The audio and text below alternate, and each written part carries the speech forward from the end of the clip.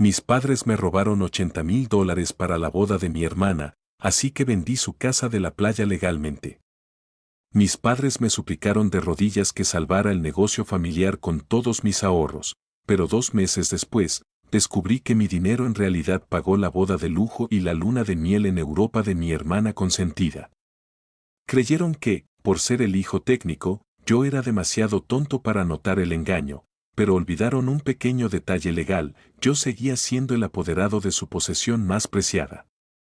No grité, no peleé, simplemente esperé a que toda la familia estuviera reunida en su amada casa de la playa para presentarles a los nuevos dueños. Esta es la historia de cómo recuperé mi dinero con intereses y dejé a mis padres narcisistas sin un techo donde esconder su vergüenza.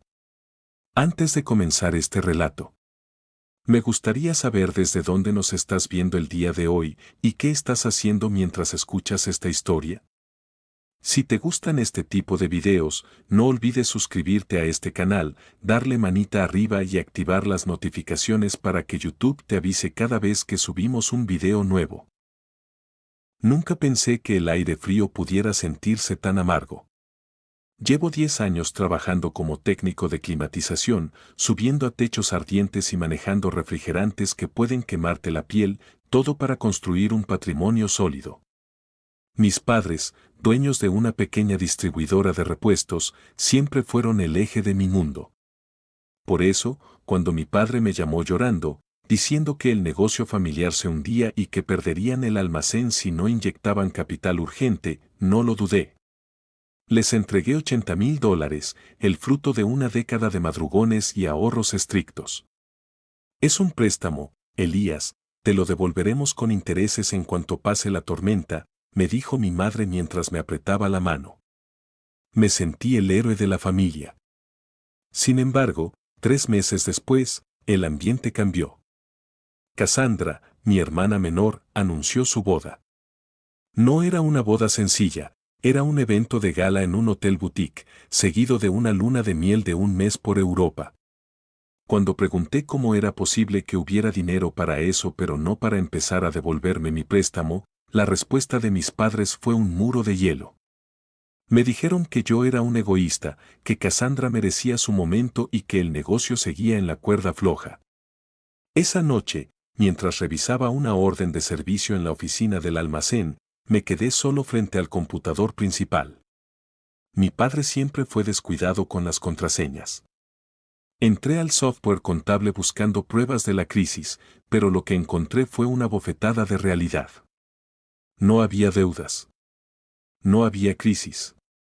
Los $80,000 habían salido de la cuenta del negocio apenas 2 días después de que yo los deposité, fluyendo directamente hacia los organizadores de la boda y la agencia de viajes de mi hermana. Me quedé sentado en la oscuridad, rodeado del zumbido de los compresores, dándome cuenta de que mi sacrificio no fue para salvar un legado, sino para financiar el capricho de la hija favorita mientras a mí me dejaban en la quiebra emocional. El dolor fue agudo, pero la claridad que le siguió fue absoluta. Ellos pensaban que yo era solo el hijo útil que manejaba herramientas, pero olvidaron que yo conocía los cimientos de su estructura, tanto física como legal. Mientras cerraba la sesión, mi mente empezó a conectar puntos que ellos habían ignorado durante años. No iba a gritar, no iba a pelear. Iba a recuperar lo que era mío, centavo a centavo, usando las mismas reglas que ellos manipularon para engañarme. La lealtad que me unía a ellos se evaporó en ese instante, dejando en su lugar una determinación gélida y precisa. Sabía que el primer paso era el silencio absoluto.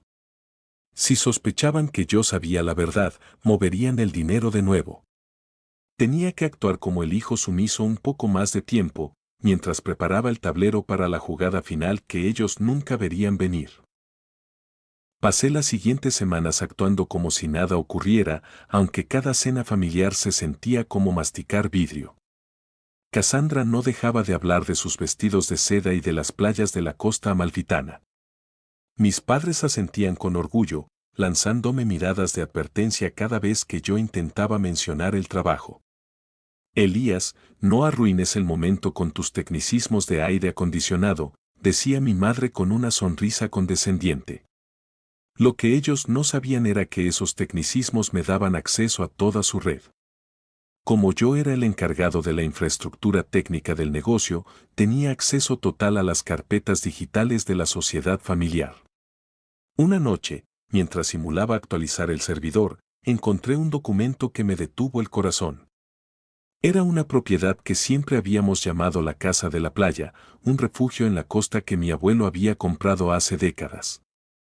Mis padres siempre dijeron que la propiedad estaba en un fideicomiso inalcanzable, pero el registro legal contaba una historia diferente. Debido a un trámite de sucesión que mi padre nunca terminó de actualizar por pura desidia administrativa, la casa figuraba a nombre de una sociedad holding de la cual yo, Elías, seguía siendo el apoderado legal único y representante con plenos poderes de dominio. Mi abuelo me había nombrado así cuando yo cumplí los 18, pensando en protegerme, y mis padres simplemente olvidaron revocar ese nombramiento cuando las relaciones se volvieron tensas. Era una mina de oro legal. Mientras ellos gastaban mi dinero en banquetes y flores, yo sostenía la llave de su posesión más preciada. La Casa de la Playa no era solo un inmueble, era el símbolo de estatus que mi madre presumía ante sus amigas. Descubrí también que habían estado desviando ingresos del negocio a cuentas personales para evitar impuestos, dejando un arrastro de migajas que cualquier auditoría simple convertiría en un incendio forestal. La audacia de su engaño era proporcional a su estupidez administrativa. Me sentí extrañamente tranquilo. Ya no estaba enojado, ahora era un profesional ejecutando un plan de recuperación de activos. Cada vez que Cassandra me pedía que le instalara un sistema de climatización gratuito en su nuevo departamento como regalo de bodas, yo sonreía y aceptaba. Estaba acumulando capital de silencio. La ironía era deliciosa, ellos me veían como el obrero de la familia, el que se ensucia las manos, sin darse cuenta de que ese mismo obrero tenía el control total sobre el techo que cubría sus cabezas. La venganza no necesita ser ruidosa para ser efectiva. Solo necesita ser legalmente impecable y ejecutada en el momento de mayor impacto emocional. Y el calendario me ofrecía la fecha perfecta, el fin de semana del gran viaje de Cassandra, cuando toda la familia extendida se reuniría en la casa de la playa para la despedida oficial. Ese sería el escenario de mi devolución de intereses. El proceso legal fue más sencillo de lo que imaginé, gracias a la arrogancia de mis padres. Como apoderado de la sociedad, tenía la autoridad legal para enajenar bienes sin necesidad de consultas adicionales, siempre que la transacción fuera justificada para la sostenibilidad de la empresa. ¿Y qué mejor justificación que saldar una deuda interna no registrada? Contacté a un inversor inmobiliario que conocía por mi trabajo en edificios comerciales. Él buscaba una propiedad en esa zona para un proyecto de departamentos boutique. Cuando le mostré los papeles y el precio, ligeramente por debajo del mercado para asegurar una venta rápida en efectivo, el trato se cerró en menos de 10 días. El contrato estipulaba que la toma de posesión sería inmediata tras el pago total. El dinero, $150,000, fue transferido a una cuenta que yo había abierto de forma independiente. Eran mis 80,000 originales, más 70,000 en concepto de intereses, daños morales y el costo de mi educación sobre la verdadera naturaleza de mi familia. Mientras tanto, en el chat familiar de WhatsApp, mi madre enviaba fotos de las nuevas tumbonas que había comprado para la terraza de la playa. Elías, asegúrate de pasar este viernes para revisar el aire central de la casa de la playa, no queremos que Cassandra pase calor en su fiesta, escribió. Sentí una punzada de satisfacción oscura. Revisaría el aire, claro que sí. Lo dejaría en perfecto estado para los nuevos dueños. Empecé a vaciar mi propio departamento de cualquier cosa que me ligara a ellos. No quería dejar rastro. Mi plan no era solo recuperar el dinero, sino desaparecer de sus vidas financieras de manera permanente. Lo más fascinante fue observar cómo mis padres seguían fingiendo pobreza conmigo. Mi padre me pidió $1,000 más para un repuesto urgente del almacén. Le dije que no tenía nada, que estaba viviendo al día. Su decepción fue palpable. Hijo, Tienes que aprender a ser más generoso con la familia que te dio todo, me recriminó. Esas palabras sellaron su destino. Me dio todo, sí, me dio la desconfianza necesaria para protegerme de ellos. El jueves, un día antes de la gran reunión familiar, recibí la confirmación del registro de la propiedad. La casa ya no era nuestra. Era de un tercero. El cheque estaba cobrado y mi maleta estaba en el maletero de mi camioneta de trabajo. El escenario estaba listo. La reunión de despedida de Cassandra sería, en realidad, el cierre de un ciclo de abuso narcisista que había durado demasiado tiempo. Me aseguré de que el sistema de climatización de la casa de la playa estuviera programado a una temperatura perfecta de 22 grados. Quería que los nuevos propietarios estuvieran cómodos cuando llegaran a reclamar su propiedad frente a mis padres atónitos. La justicia, a veces, se sirve con un termostato digital y una firma ante notario. El viernes por la tarde, el sol brillaba con una intensidad que parecía celebrar mi libertad. Llegué a la casa de la playa antes que nadie. El sonido de las olas siempre me había dado paz, pero hoy se sentía como el preludio de una sinfonía de justicia. Mis padres llegaron poco después en su auto nuevo, otro gasto que no podían permitirse, seguidos por Cassandra y su prometido, cargados de maletas de diseñador. Elías, qué bueno que llegaste temprano. ¿Revisaste el sistema?, preguntó mi madre sin siquiera saludarme con un beso. Funciona perfectamente, respondí con una calma que debió inquietarlos, pero estaban demasiado ocupados admirando su propio reflejo en el éxito ajeno. Empezaron a llegar los tíos y primos. La narrativa de mis padres era la de siempre, ellos eran los benefactores sufridos que lo daban todo por sus hijos. Escuché a mi padre decirle a mi tío abuelo que el negocio iba de maravilla gracias a su visión estratégica, contradiciendo totalmente la versión de quiebra que me dio a mí. La cena fue un despliegue de opulencia financiado con mi sudor. Brindaron por el viaje, por la boda y por el brillante futuro de Cassandra. En ningún momento se mencionó mi préstamo, ni mi ayuda. Yo era el técnico, el que arreglaba las cosas, un mueble más en la habitación. A las 8 de la noche, justo cuando mi madre se levantó para dar un discurso emotivo, un auto negro se detuvo frente a la entrada principal. Dos hombres de traje y una mujer con una carpeta legal bajaron del vehículo. Mi padre frunció el ceño. ¿Esperamos a alguien más?, preguntó. Salí a la terraza. Yo los invité, dije en voz alta. El silencio cayó sobre la mesa como un manto pesado. Mi madre me miró confundida. Elías, ¿quiénes son estas personas? No es momento para clientes de tu trabajo. El hombre del traje, el nuevo propietario, dio un paso al frente con una sonrisa profesional. Buenas noches. Siento interrumpir, pero según nuestro contrato, la toma de posesión de la propiedad es a partir de las 8 de la noche de hoy. Aquí están los documentos de transferencia de dominio registrados esta mañana.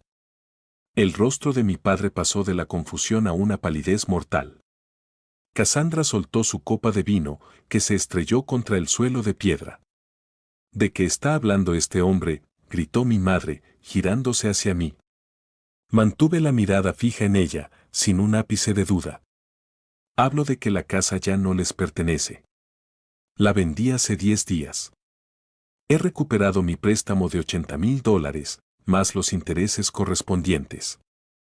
El excedente ha sido destinado a cubrir las deudas impositivas que ustedes omitieron en la contabilidad del negocio, para que la ley no los persiga a ustedes, ni a mí. El caos que siguió fue digno de una obra de teatro. Mi madre empezó a hiperventilar, gritando que aquello era ilegal, que yo no podía hacerle eso a mi propia sangre. Mi padre intentó abalanzarse hacia los papeles, pero la abogada que acompañaba al comprador lo detuvo con un gesto firme, recordándole que cualquier alteración del orden resultaría en una llamada inmediata a la policía. Los invitados, mis tíos y primos, miraban la escena con una mezcla de horror y fascinación. La máscara de familia perfecta se estaba desmoronando frente a sus ojos. Elías, eres un monstruo, chillaba Cassandra. Este era el lugar de mi fiesta de despedida. ¿Dónde voy a poner mis maletas? La miré con total indiferencia. Puedes ponerlas en el hotel que pagues con tu propio dinero, si es que te queda algo después de gastarte mis ahorros en ese viaje a Italia. Mis padres intentaron negarlo del préstamo frente a la familia, pero yo estaba preparado. Saqué mi teléfono y activé el altavoz de un video que había grabado meses atrás, donde mi padre admitía que el negocio no estaba en peligro y que necesitaban mi dinero para la boda porque Elías es fuerte y puede empezar de cero, pero Cassandra necesita brillo. La voz de mi padre resonó en toda la terraza, clara y cínica. El silencio que siguió fue sepulcral. Ya no había defensa posible. Mis tíos, que siempre me habían visto como el hijo abnegado, empezaron a murmurar entre ellos. La vergüenza social, el arma favorita de mi madre, se había vuelto en su contra. El nuevo dueño, con una paciencia admirable, les dio 30 minutos para recoger sus pertenencias personales. Ver a mis padres meter maletas a toda prisa en sus autos, bajo la mirada crítica de toda la familia, fue la imagen más satisfactoria de mi vida. No hubo violencia, solo el peso de la ley y la verdad. Cuando mi padre pasó por mi lado, me susurró con odio, «Ya no tienes familia». Le respondí con una sonrisa tranquila, «Nunca la tuve, papá». Solo tenía socios que no pagaban sus deudas. Mientras sus autos se alejaban por el camino de arena, me quedé un momento solo en la entrada. Los nuevos dueños fueron muy amables, incluso me ofrecieron quedarme esa noche en la habitación de invitados, pero decliné. Mi trabajo aquí había terminado. Había recuperado mi dinero, mi dignidad y, sobre todo, mi futuro. Me subí a mi camioneta, encendí el aire acondicionado a la temperatura perfecta y conduje hacia la ciudad. Por primera vez en años, el aire no se sentía amargo. Se sentía como el oxígeno puro de una vida que finalmente me pertenecía por completo. La mañana siguiente a la venta de la casa, el teléfono no dejaba de vibrar. Tenía decenas de llamadas perdidas de mis padres y mensajes incendiarios de Cassandra. Pero también tenía mensajes de mis tíos. Algunos estaban escandalizados, pero otros, los que siempre supieron cómo eran mis padres, me enviaron palabras de apoyo silencioso. «Hiciste lo que tenías que hacer, Elías», decía un mensaje de mi tío Jorge. Decidí que era hora de dar el golpe final a la estructura de mentiras. Fui a la oficina del almacén familiar una última vez. Tenía que devolver las llaves y las credenciales de acceso al sistema.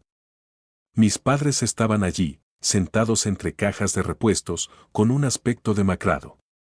Ya no parecían los dueños orgullosos de una empresa próspera, parecían dos estafadores atrapados. «Viniste a burlarte», escupió mi madre sin levantar la vista de unos papeles. «No», dije con calma, dejando el llavero sobre el mostrador. «Vine a entregar esto. Ya no soy su técnico, ni su apoderado, ni su banco». Mi padre se levantó, intentando recuperar un poco de su antigua autoridad. «Nos has arruinado, Elías. Sin la casa de la playa y con la deuda de impuestos que destapaste, el negocio tendrá que achicarse. Cassandra ha tenido que cancelar los hoteles de lujo». Me encogí de hombros. Ella puede viajar en clase económica, como lo hago yo. En cuanto al negocio, si hubieran sido honestos conmigo, nada de esto habría pasado. El dinero que sobró de la venta fue directo a la oficina de impuestos en nombre de la sociedad. Les ahorré una posible pena de cárcel, deberían darme las gracias. Mi madre soltó una risa amarga. ¿Gracias? Nos has expuesto ante toda la ciudad. Ahí estaba el núcleo del problema, para ella, la apariencia lo era todo. No le importaba haberme robado, le importaba que la gente lo supiera. Les entregué un sobre final. Eran las facturas detalladas de cada centavo que me debían, cruzadas con los gastos de la boda. Aquí está el cierre de cuentas. Estamos a mano. No me busquen para reparaciones, ni para préstamos, ni para cenas familiares. Salí de allí sintiendo que me quitaba una armadura de plomo que no sabía que llevaba puesta. El negocio familiar seguiría existiendo, pero bajo una sombra de austeridad que les vendría muy bien para aprender el valor del trabajo. En cuanto a mí, tenía mi capital de vuelta en la cuenta y una lista de clientes propios que valoraban mi honestidad por encima de mi linaje. La venganza pro no se trata de destruir al otro por completo, sino de obligarlo a vivir bajo las consecuencias de sus propios actos, mientras tú sigues adelante sin mirar atrás. 2 meses después, la polvareda comenzó a asentarse. Me mudé a una ciudad vecina, donde abrí mi propia empresa de climatización industrial. El éxito fue casi inmediato, la disciplina que mis padres me obligaron a tener para sobrevivir a sus exigencias se convirtió en mi mayor activo. Un día, recibí una notificación legal. Cassandra intentaba demandarme por daños y perjuicios alegando que la venta de la casa le había causado un trauma emocional que arruinó su boda. Mi abogado se rió al leer el documento. No tenía base legal alguna, ya que yo era el apoderado legítimo y los fondos se usaron para pagar deudas legítimas de la sociedad familiar de la que ella también se beneficiaba. La demanda fue desestimada en la primera audiencia. Esa fue la última vez que escuché de ella. Me enteré por redes sociales que terminó casándose en un registro civil pequeño y que su luna de miel fue un fin de semana en una cabaña cercana. Lo que más me sorprendió fue la reacción de mi padre. Me envió un correo electrónico corto, sin disculpas, pero con un tono diferente. Me pedía consejos sobre un nuevo sistema de inventarios. No le respondí con la solución, pero le envié el contacto de un consultor profesional. El cordón se había cortado. Empecé a usar mi dinero para cosas que realmente importaban. Compré un terreno pequeño y comencé a diseñar mi propia casa, una que no dependería de herencias ni de favores familiares. La libertad financiera es dulce, pero la libertad emocional es embriagadora. A veces, por las noches, recordaba la cara de mi madre cuando los nuevos dueños entraron en la terraza. No sentía alegría por su dolor, sino una profunda satisfacción por el restablecimiento del equilibrio. Habían pasado años creyendo que mi lealtad era un cheque en blanco, una fuente inagotable de recursos que podían explotar sin consecuencias. Aprender que el hijo útil también tenía colmillos fue la lección más cara que pagaron en su vida. Mi nueva empresa prosperaba, y por primera vez en mi vida, no tenía que esconder mis logros por miedo a que alguien me pidiera una tajada. Estaba construyendo sobre roca sólida, no sobre las arenas movedizas del narcisismo familiar. La historia del préstamo de la discordia se convirtió en una leyenda local entre los gremios de técnicos, un recordatorio de que conocer los sistemas, tanto mecánicos como legales, es la mejor defensa contra quienes intentan apagarte el aire. La verdadera paz llegó cuando dejé de esperar una disculpa que nunca vendría. Entendí que los narcisistas no piden perdón, solo lamentan haber sido descubiertos. Mi madre intentó una última maniobra, un mensaje dramático diciendo que mi padre estaba enfermo y que la familia debía unirse en la tragedia. Llamé directamente a su médico de cabecera, un viejo amigo de la familia. Tu padre está perfectamente, Elías, solo tiene un poco de estrés por el trabajo, me confesó el doctor. Otra mentira, otro intento de manipulación emocional para hacerme sentir culpable por mi independencia. No respondí al mensaje. En su lugar, publiqué en mi perfil profesional las fotos de mi nueva oficina y el equipo de 5 técnicos que ahora trabajaban para mí. Estaba enviando un mensaje claro: estoy bien, estoy creciendo y no los necesito. La relación con mis tíos se fortaleció. Al ver que yo no era el villano que mis padres pintaban, empezaron a invitarme a sus casas. Allí descubrí que muchos de ellos también habían sufrido los desplantes de mis padres, pero nadie se había atrevido a ponerles un límite. Mi acción les dio permiso para ser honestos. El negocio de mis padres, aunque mermado, seguía funcionando bajo la gestión estricta de mi padre. Sin mi ayuda gratuita, tuvieron que contratar a alguien y pagarle un salario real, lo que les obligó a ser más eficientes. Cassandra, por su parte, tuvo que empezar a trabajar como recepcionista para cubrir sus propias deudas. La jerarquía de la familia se había nivelado.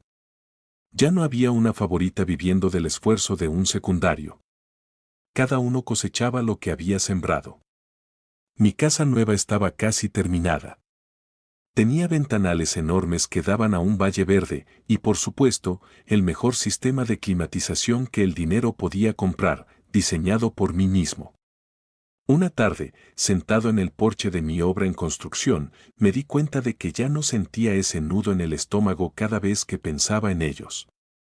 El préstamo de $80,000 fue, en realidad, el precio de mi libertad. Fue una inversión costosa, pero los retornos en paz mental eran incalculables. Había ganado la partida no jugando con sus reglas sucias, sino aplicando las reglas justas que ellos ignoraron. Hoy, un año después de aquel viernes en la casa de la playa, me encuentro en la cima de un edificio de oficinas, supervisando la instalación de un sistema de refrigeración de última generación. El viento sopla fuerte, pero me siento firme. He aprendido que la familia no siempre es la que te toca por sangre, sino la que te respeta por tus acciones. Mi empresa, Elías HVAC Solutions, es referente en la región. Hace poco, recibí una carta notarial. Mis padres habían decidido vender el almacén y jubilarse. Me ofrecían la oportunidad de comprar el inmueble antes de sacarlo al mercado abierto. Fue un gesto extraño, quizás un intento de paz o quizás solo querían mi dinero una última vez. Revisé las fotos del lugar donde crecí, donde pasé tantas horas trabajando gratis. Sonreí y rompí la carta. No quería volver al pasado, ni siquiera como dueño. El futuro era mucho más brillante en este lado de la historia. Me han invitado a dar charlas en escuelas técnicas sobre emprendimiento y ética profesional. Siempre cierro mis presentaciones con la misma idea: conozcan sus herramientas, pero conozcan aún mejor sus derechos. No permitan que nadie, ni siquiera quienes dicen amarlos, use su esfuerzo para construir sueños ajenos sobre las ruinas de los suyos. Mi vida es plena. Tengo amigos que son hermanos, un negocio que me enorgullece y una cuenta bancaria que refleja mi propio valor, no la avaricia de otros. Cassandra me bloqueó de todas partes, lo cual es el mejor regalo que me ha hecho nunca. Mis padres viven en un departamento pequeño, manteniendo las apariencias con lo que les queda, pero ya no tienen poder sobre mí. A veces, alguien me pregunta si me arrepiento de haber vendido la casa familiar de forma tan drástica. Los miro a los ojos y respondo con total sinceridad: no vendí una casa, vendí una cadena que me mantenía atado a una mentira. La justicia pro no es odio, es equilibrio. Y en mi mundo, el aire ahora fluye perfectamente libre, sin obstrucciones, sin ruidos extraños y, sobre todo, a la temperatura exacta de la satisfacción propia. He recuperado lo que es mío, y en el proceso, me encontré a mí mismo. Esta es mi historia, la de un técnico que supo cuando era el momento de apagar el sistema viejo para instalar uno completamente nuevo y eficiente. Y créanme, nunca se ha sentido tan bien estar en control del termostato de mi propio destino.